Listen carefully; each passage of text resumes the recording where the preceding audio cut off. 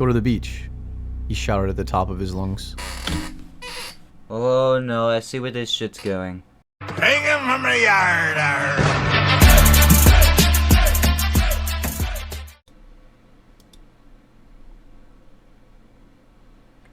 Hi guys, and welcome back to the Gabe and Bruce Show. Before we get into the video, please don't forget to like and subscribe, smash the notification bell to always be notified of any new uploads uploaded to this channel. Anyways, in today's video we're going to be reacting to 3 disturbing true spring break horror stories. This is by Ripshy. I did a reaction video to his content before. Anyways, as always, link to the original video will be in the description down below. Anyways, please don't forget to follow me on TikTok and Twitch. Anyways, let's get into the video in 3, 2, 1. Story 1.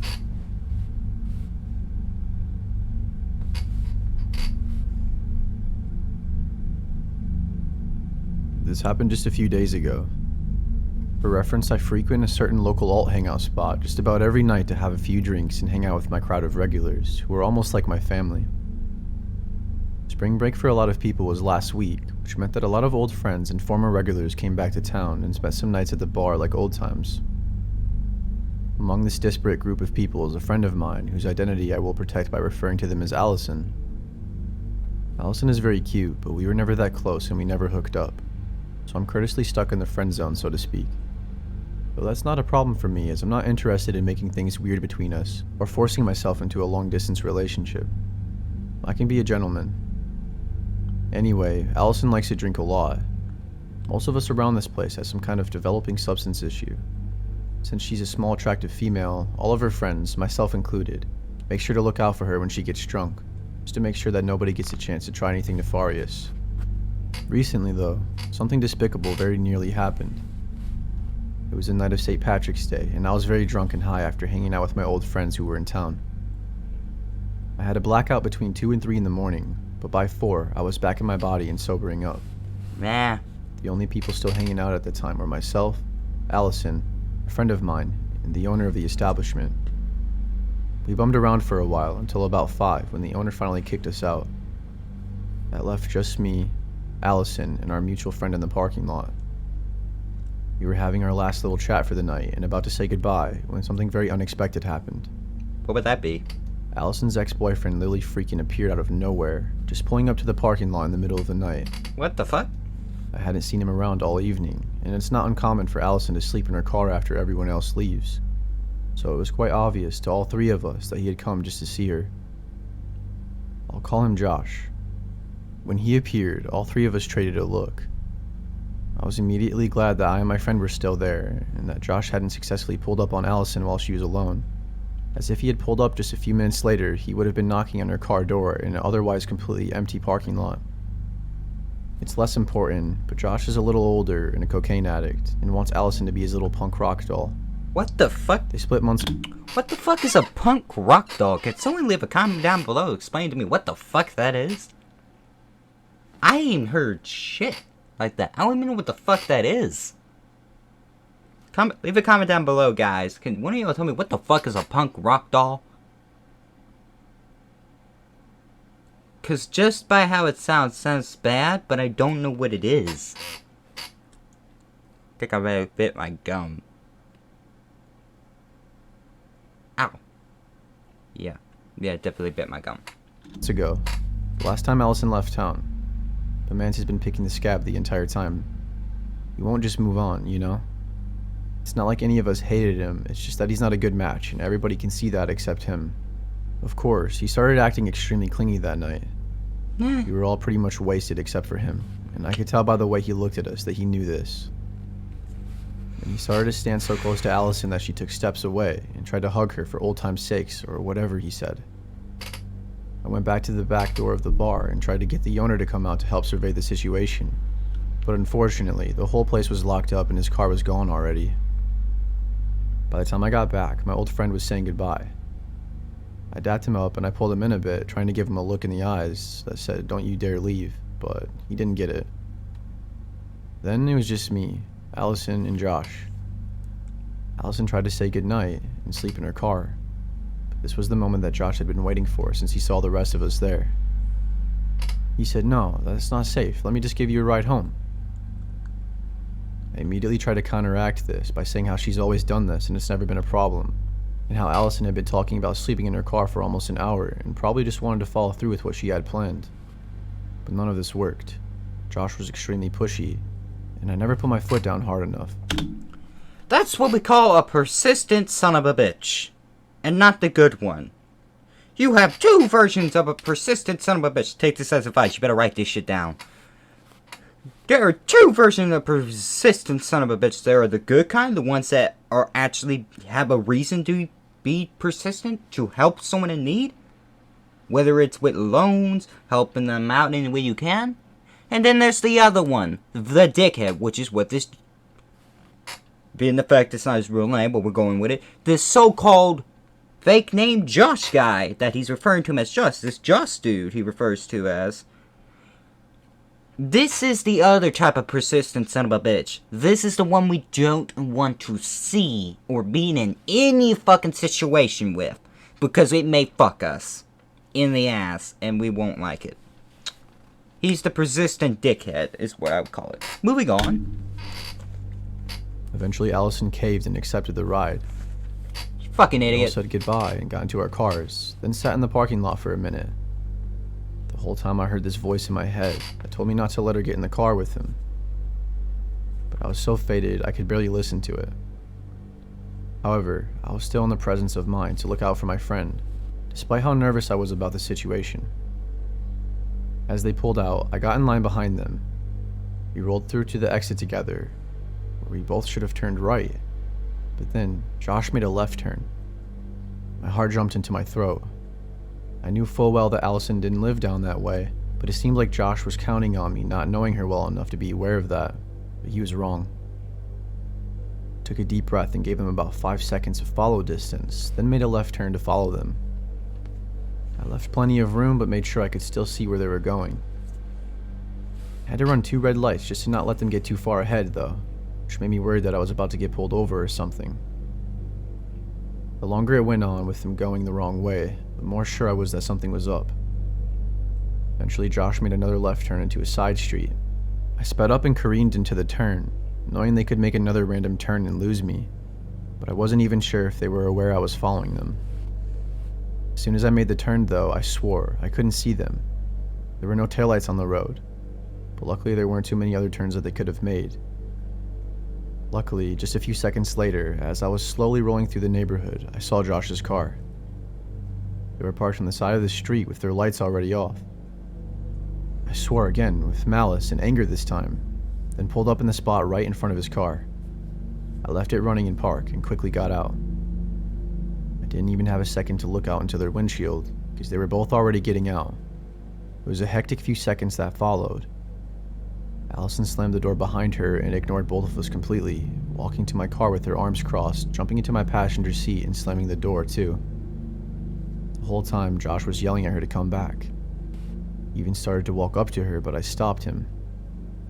I don't even think I said anything to him. I just gave him a look that told him to back off. He clenched his jaw in a way that made me tense up, expecting a sucker punch to come. Motherfucker punches you. You kick him in his dick. And you do like a fucking grab him by the ball sack and make him, and you pull on that shit to where it's almost gonna come right the fuck off the rest of his body. Cause you do not know true pain until you have your balls almost ripped the fuck off. Or you've been kicked so fucking hard there. You do not know true pain. On my way. But then he just pushed me back and muttered Trust something me. venomous as he turned around. Women and got know back this into his and car. we know this. In that moment, actually, I was the most afraid. Because in this country, somebody you're in a fight with, getting back into their car means 2 things. They're either backing off or grabbing their gun. I literally ran back into my car and sped off faster than I ever have in my life. Once I got back on the road, and on the way to Allison's house, I tried talking to her, but she was totally clammed up and curled into a ball in my passenger seat. The most I got was when I asked if I needed to call the police, and to that I got a very slight head shake to indicate no. When we were passing the bar, she finally spoke. asking me to not drop her off at home and let her sleep in her car. I obliged, figuring she probably didn't want to interact with her parents. I helped her in and made sure it was locked up.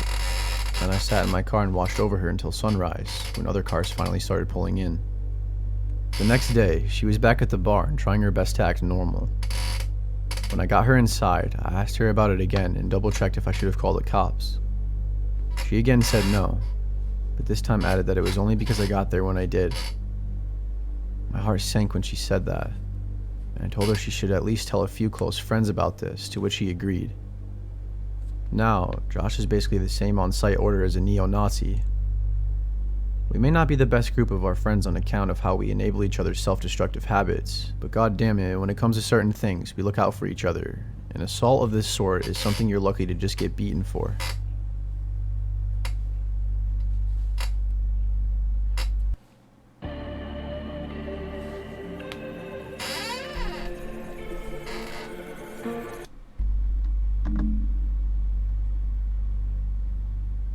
During spring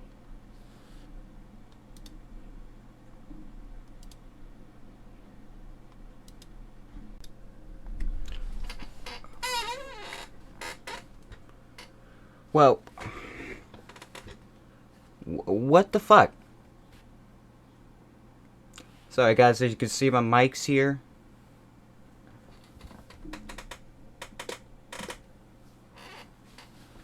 Being the fact of all this bullshit and everything.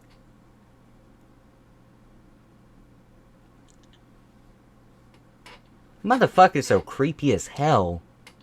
Life lesson, when you meet a motherfucker like that, shoot the son of a bitch! Kick him in his dick! I don't give a fuck what you do! Kick him in the dick! Put a little fucking thing up there. Man advice, when a man comes to fuck you up, kick him in his dick.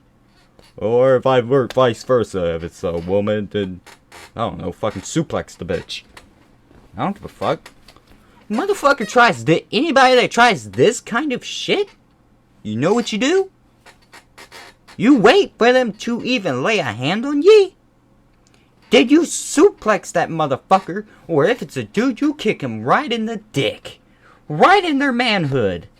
That, or if it's a woman, wait for them to hit you, because then you have every right. It doesn't matter what fucking gender you are. You touch a person, they touch you first, you drop that motherfucker. And they will learn a fucking valuable lesson, which is don't fuck with me. Or don't fuck with you. And they won't do it again. Life lesson. Works. Back to the thing. Let's do that shit.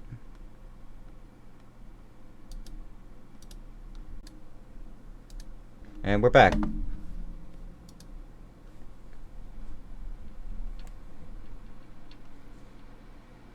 Spring break of my senior year of high school, I went on a trip to the beach with my group of friends.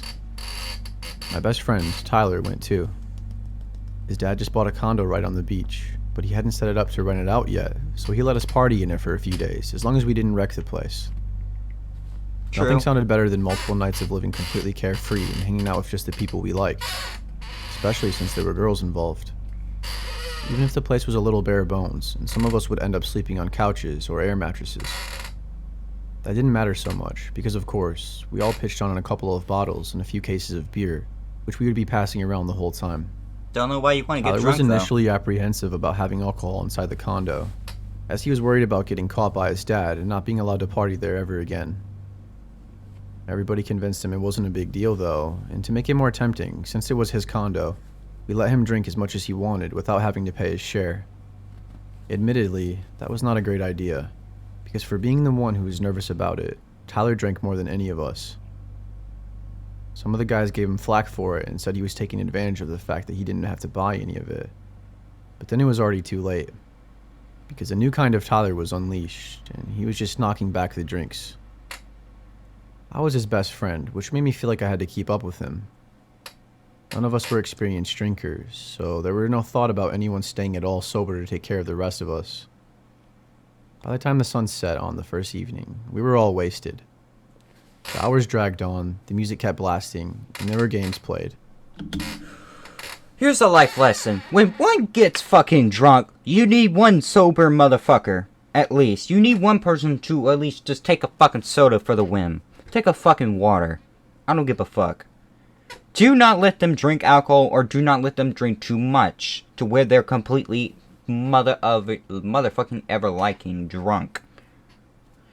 Because when you do not have a so-called sober motherfucker, that ain't good.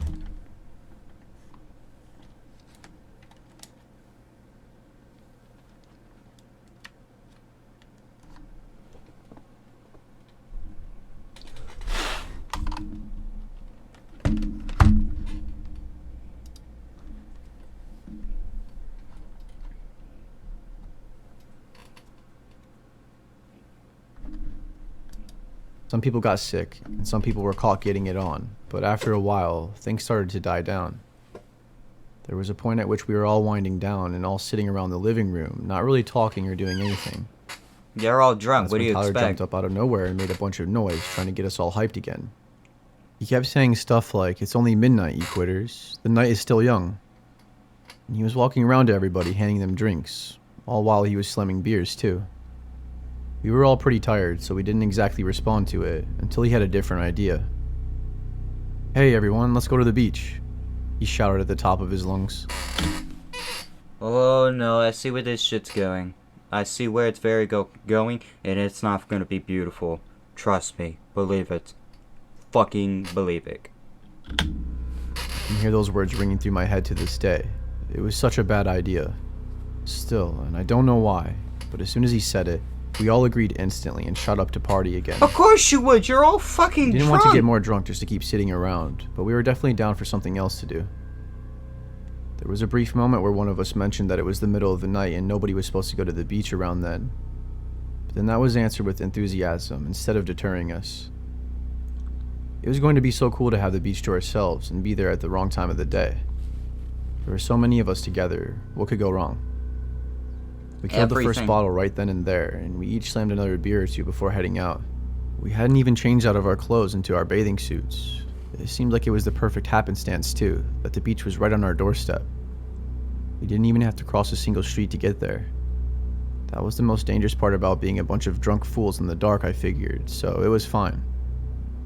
Tyler was on a roll with the suggestions and said we should all go skinny dipping. Why? Again, we all thought that was very exciting. Everybody had at least one other person there that they wanted to see naked, so it was a shame that it was a new moon and we could barely see anything. That made it less nerve-wracking though, so even if you were self-conscious, you couldn't get out of it really. Then, just like that, we all took off what little clothes we were wearing and left them in the sand before charging into the water. Oh, you're It gonna was get surprisingly cold for mid-March, but we were so drunk, we had no problem powering through it. You're gonna get We waited out hypothermia, against you the crashing fucking waves idiots. until our feet weren't touching the ground. Tyler wanted to keep going, but the girls stopped because they were a lot shorter than us and were already treading water for a while. So of course, most of the guys stayed with them. Tyler, on the other hand, hadn't been hitting on any of them and was basically in his own world that sometimes had me involved in it. So he pressed on, breaking out into a full-on swim. I chased after him, trying to keep in my line of sight. But unfortunately, the waves were really high, even though they weren't breaking on us anymore. I started to feel sick from the motion, like I might throw up all my drinks straight into the ocean. That, and I was getting cold and tired. Eventually, I stopped and treaded water. I couldn't see Tyler anymore. I called his name, but there was no response. Not a shout back, not even splashing. I swam out a little further and I called his name again, as loud as I could, but still, just silence. My heart started pounding and I felt my throat closing up. I don't even know if it was the cold or just being scared of losing my friend, but it was probably a combination of both. I kept calling his name for a while until I eventually started to feel exhausted from treading water. No shit. Eventually I heard the rest of my friends calling out to us to come back. I was surprised how quiet they sounded, as I hadn't realized how far we swam out. Reluctantly, knowing I didn't have much energy left, I turned back and swam toward the sound of their voices until I could stand again. I was hoping beyond hope that Tyler was with them. In the darkness, I couldn't make out much detail, but I could tell they had all gotten cold or bored and were standing on the beach, waiting for us. As I dragged myself up to them, completely drained, my heart sank when I counted one less person than there should have been. "Where's Tyler?" I asked them right away. There was a short pause, and they all looked at each other with concern, then said they thought he was with me. In a last-ditch hope, I thought maybe he had gotten around all of us and was the first to get back to the pile of clothes and get dressed. We all ran over there and picked out our clothes, putting them on, and seeing to our horror that Tyler's trunks were still there. I ran back to the ocean, but my friend stopped me from going back in, saying it was better to wait for him to come back. We shined lights out into the abyss and called his name 100 times, but we couldn't see or hear a damn thing. Not a single sign of him. After about 20 or 30 minutes, one of us had to make the call to 911. We were a petrified, shivering, sloppy mess. All of us. The cops asked us questions, but didn't suspect foul play. They said they would have to wait until daybreak to send a search party out into the water, but it never got to that point. While we were all standing there, Tyler's body washed ashore.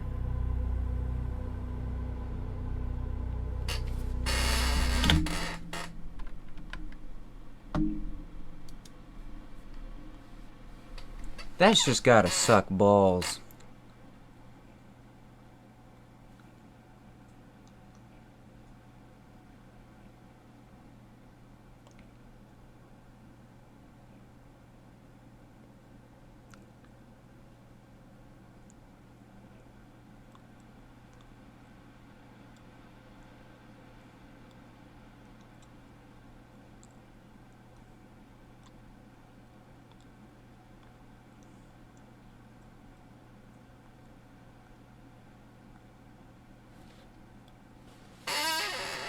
That's just gotta suck major balls right now. Damn, Tyler, you're a fucking retard. What were you fucking thinking? It's his own fucking fault. Well, who the fuck goes into the midst of the fucking ocean is my question. How is this the first thing you think of? Oh, we're so fucking drunk. You know what? I got a great idea, even though in reality, it's the most shittiest idea you could ever have. And this is what it was. Oh, I got a perfect idea. You know what's a great idea? Why don't we just go into the middle of the fucking ocean during the fucking night while we're drunk as fuck? Oh, we're definitely not gonna get fucking hypothermia or fucking die by drowning because we're so fucking drunk our bodies don't have enough energy because we ain't slept for shit. Oh, this can't go fucking bad. Oh, it's midnight. What's the worst that can happen? Everything, motherfucker! Every fucking thing! You fucking idiot! Jesus. I'm gonna start another clip, guys.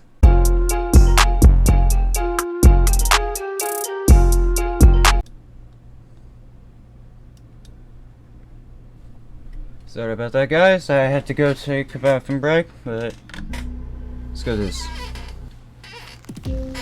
My banking relationship was getting, well, complicated. So I broke up with my messy accounts and moved my money to SoFi. Get up to 4.00% interest and bank, borrow, and invest all in one app.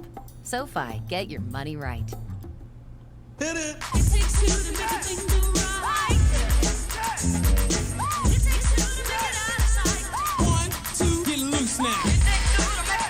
Stay 2 nights. When I was a kid, I had really strict parents. They of course never let me stay home from school, so finally getting a break was always something me and my siblings looked forward to. One year, when we were all about middle school age, we got the idea to try staying up late during spring break. We didn't have a lot of money, so the three of us shared just one bedroom. We would always try to whisper to each other at night while trying to fall asleep, but if our dad ever caught us, well, it was bad. Although, when you're a kid, you don't have the perspective on just how bad it is, so nobody, even the ones who had it the worst, are immune to the itch for mischief. We didn't want to stay up all night, because we knew our dad would be able to tell that we hadn't slept. We aimed to stay up until midnight, which was super late for us because we were never allowed to be up past 9, and that was a hard and fast rule. For the first few hours, everything was fine. We were super quiet and nervous, and we were always listening out for footsteps in the hallway. There were a couple of times that our dad tried to barge in on us, but we always heard him coming and got into position to look like we were sleeping just in time. It was a super fun game for us. It made our hearts pound. It was more entertainment than we were usually allowed, and it was all our own fun. When midnight came around, we turned in, but we quickly came to realize that of all the excitement and adrenaline, none of us could sleep. That's when we got up again and said that this time, we would go to bed by 2, and then we got the fun going again. Unfortunately, we didn't realize how tired we were at that point. We weren't nearly as sharp or alert as we thought we were, and we were definitely bolder and cared a lot less about everything. Eventually, something funny happened and we all started laughing and couldn't stop. We couldn't even contain the volume of our voices. It's no surprise that that's when we got caught. Our dad barged in and started screaming at us, calling us no good and stupid and disobedient and all sorts of stuff like that, as he usually did when we got in trouble. We were all waiting for the mass ass beating, but then something altogether scarier happened. After he yelled at us for a few minutes, our mom came around the corner and gave our dad some kind of look. We didn't know what it meant in the moment, but right away, all the loud anger was drained out of our dad, and we were left with just the quiet anger. For some reason, the calm, quiet punishments are 1,000 times more terrifying than the loud, out-of-control ones. We had no idea what was about to happen. We definitely didn't expect what he did next. He told us all to get dressed and said we were going to go for a ride in the car. Usually that's supposed to be a reward, but we knew that this was somehow going to be a punishment. Our mom stayed home and the rest of us packed into the car, which was a 1990-something Oldsmobile. I was in the front seat and my little sisters were in the back. As we drove away from the house, our dad started talking to us in an extremely tense and bitter, but reserved tone. He said that if we wanted to be night owls and stay up past our bedtimes, then he was going to show us where we would end up. First, he took us to the bar. All he did was park in the parking lot and roll the windows down. But then we were subjected to all the douchebaggery that occurs in a parking lot at 1:30 in the morning of a bar. It was extremely uncomfortable for us. People were shouting and fighting and pissing out in the open, and some of them even saw that there were kids in the car and started to lean in and talk to us like we were just so interesting and entertaining. We could smell the liquor on them. Dark son of a bitch! Oh, it's a punishment, alright? It's a punishment to tell you what the fuck your life will end up as if you're a fucking night owl doing shit like this.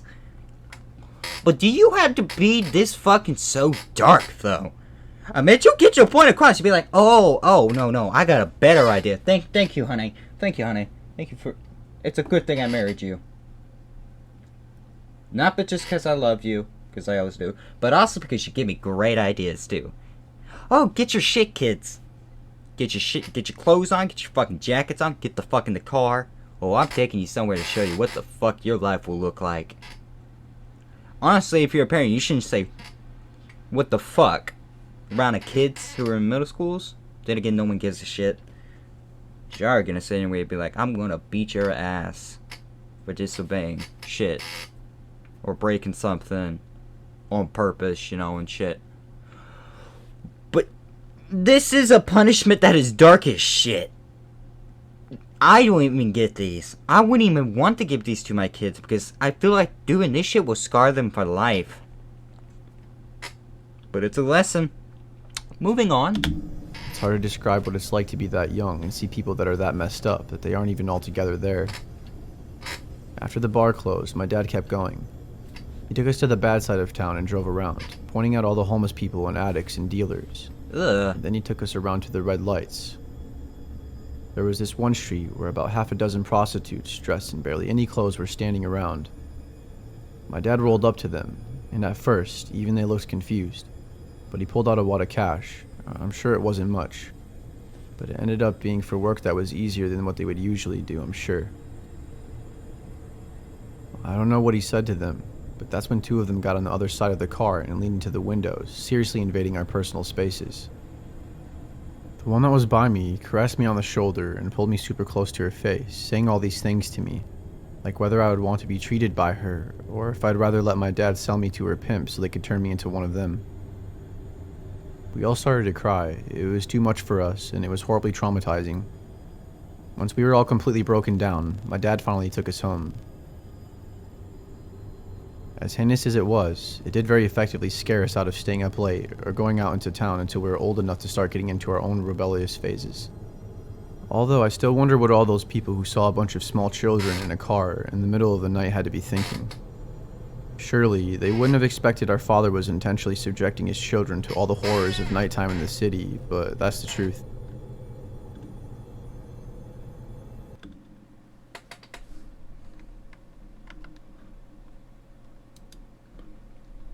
And thank you guys for watching. Please don't forget to like and subscribe, smash the notification bell to always be notified of any new videos uploaded to this channel. Anyways, see you guys in the next one. Bye.